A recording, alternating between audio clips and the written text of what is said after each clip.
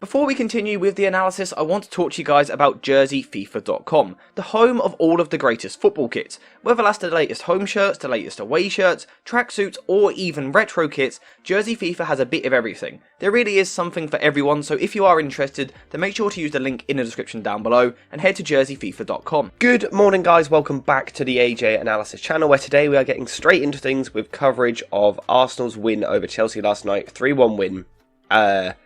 I'll be honest, I don't know if Arsenal have had an easier game this season.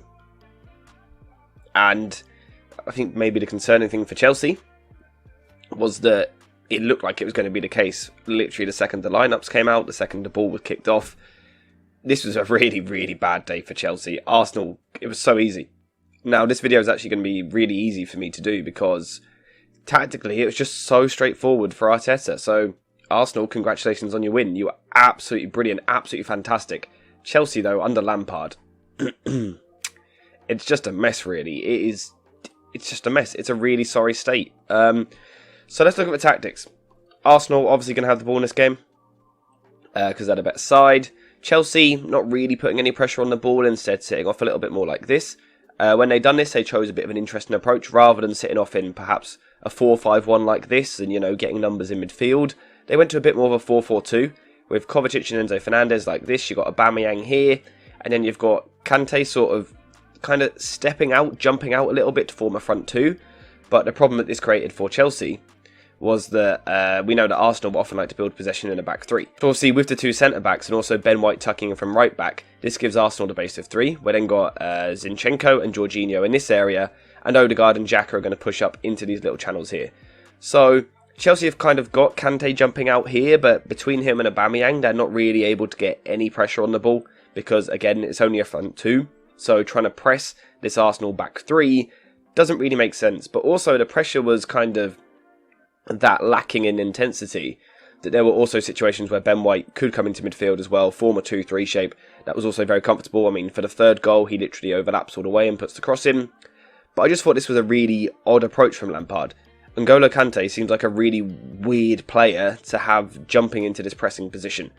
I'd love to talk to Lampard about it and know what his thinking was. Now, of course, the risk of doing this is that they now leave themselves light in midfield because they've only got two central midfielders. Lampard did seem aware of that, to be fair. So what he then done was brought Sterling and Madueke really narrow. And we kind of essentially at times saw Sterling seemingly supposing to track Odegaard and Madueke doing the same with Xhaka on this side. So the idea is that Chelsea are going for here is that you're just not going to move the ball through the middle of the pitch. But one, as we'll see in a second, they still did move the ball through the pitch. But the other problem with this is Arsenal don't mind that.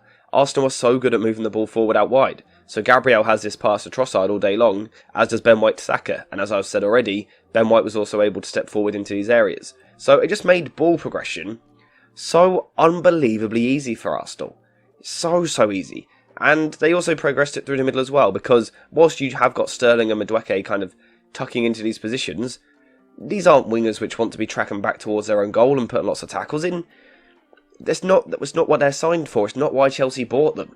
So again, it just felt a little bit weird, and basically it meant, like I said, it was really easy. Arsenal could progress the ball however they wanted, whether it was either White or Gabriel stepping forward and playing into the winger's feet, or through the middle of the pitch where we've got this box of Jorginho, Zinchenko, Xhaka and Odegaard.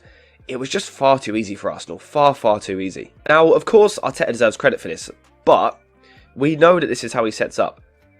So as much as Arteta deserves credit for kind of just Arsenal in general, absolutely yes, this particular game, he didn't have to do too much, because Lampard seemed to set up in the perfect way to lose to Arsenal. Let's look at this setup here. Front two. So initially, they've got themselves outnumbered in the first phase. But they've got the middle phase here, where they've got two central midfielders who are outnumbered by Zinchenko, Jorginho, Odegaard and Xhaka. It doesn't make sense. And then also, on the last line, by going with a back four, they have once again got themselves outnumbered. Because Arsenal have a front five of Trossard, Xhaka, Jesus, Odegaard, Saka. Of course, there could be rotations. We could see Ben White come forward or Zinchenko. But again, the idea is that it's a front five up against the back four. Chelsea set up they just made themselves outnumbered in every single phase of play. And obviously that's such poor management. It's so illogical the way that Chelsea set up. If you're going to set up with a back four up against a front five, what you have to do is put pressure on the ball to stop that overload happening at the back. Or you need to play with a holding midfielder, someone in his sixth position who can kind of drop in at times to make up the extra number. Or if you aren't going to do that, then you need a kind of wingers who are happy to drop all the way into the fullback and create a back five. Chelsea didn't do any of that. Instead, they just left themselves with a back four, up against a front five, with no pressure on the ball. So Arsenal can progress the ball through the pitch really easy all day long, and then in the final third, they have the overload, and as we saw for the first 2 goals, you can't really afford that. Now, just quickly, actually, before we get into the goals, I just remembered one other thing I want to talk about with kind of creating this 5 versus 4 in the back line, is it means that, let's say, Trossard is coming inside into this position, it means the likes of Xhaka can underlap, and also Odegaard can do the same on the other side. So, that is the advantage of the front 5. Trossard can attack kind of this channel, Xhaka's in this channel, Jesus is here, Odegaard is here, Saka is here. So with Arsenal progressing the ball easily out wide, because Chelsea were inviting them to do so, we can then see runs where Trossard might come inside like this, Jesus might peel wide, Xhaka's going to make this underlapping run kind of in behind the defence, and again it just caused so many problems. This doesn't take, we don't need to talk about this too much, because again, it's just so simple. We see it for the first goal here. We can see Chelsea defending with their back four. If I can just highlight it, we're going to do this using Once Video Analyzer Pro. Really good video analysis software. If you want to check it out, there will be a link in the description down below. But we can see Chelsea's back four looking like this. 4 players. All looking at the ball, they're all in an okay position, but the problem is they're in a back four. If we now compare that to Arsenal, Arsenal have the front 5. It just means they're naturally outnumbered. We've got 1, 2, 3, 4, 5.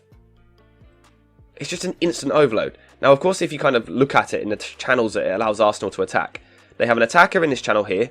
They've got an attacker in the channel between 2 defenders here. We've got this channel here. We've got this channel in here. And we've got here.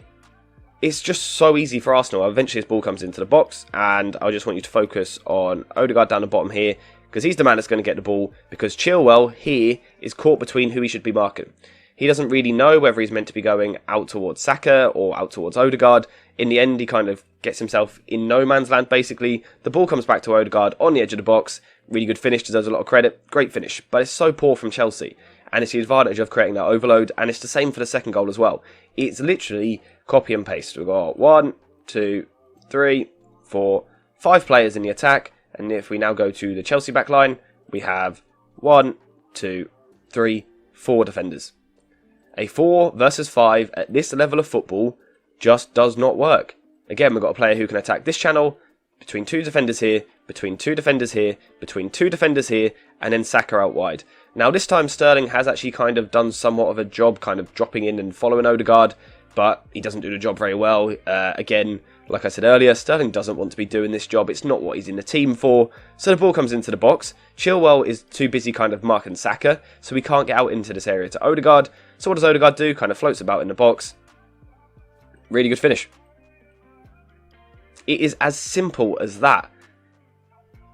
I genuinely, apart from that, I don't have much to say on this game. Now, you know, typically an Arsenal-Chelsea game would be a big clash between tactical masterminds, the best of the best players on the pitch, the best systems, and it would be a really fun match to watch, a really fun video for me to do. We'd be able to talk about loads of different tactical tweaks which we saw during the game. Just didn't happen because Arteta had a good tactical structure. Lampard, to put it simply, didn't. He set his team up absolutely awfully, and it just allowed players like Xhaka and Odegaard in particular to always be the free man in this game.